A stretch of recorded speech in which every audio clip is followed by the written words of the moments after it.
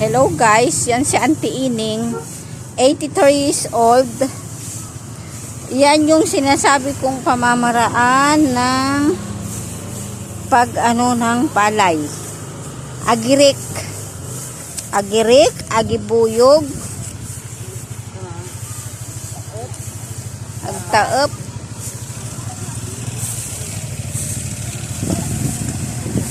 ayan, 83 years old guys. Ayan. Hello, si Auntie Ining yan. Hello, yan si Auntie Ining. Oh. Ayan, pinapakita ko yung lagirik kan. Ayan, agirik, agibuyog, ito yung taep, agibuyog at saka taep. Ayan, ang tawag niyan guys, inadas niya yung mga, tapos ng gapas, tumubo ulit yung mga palay, hindi nakuha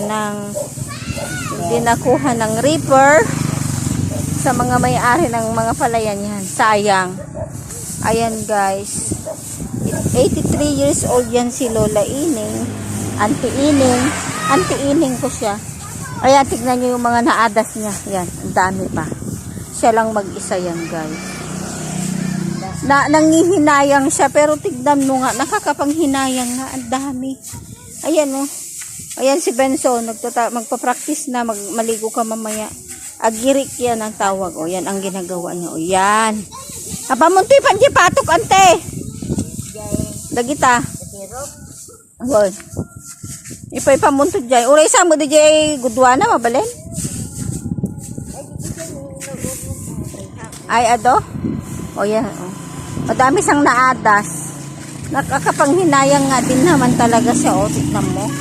Madami, pwedeng kainin ng pato, ng manok, ng tao. Ayan, iaano niya yan, naadas niya. Ayan guys.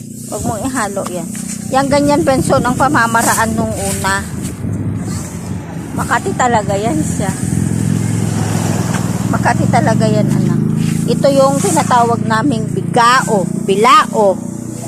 Bilao, bigao. Labba, wala. Pero pwede na yan.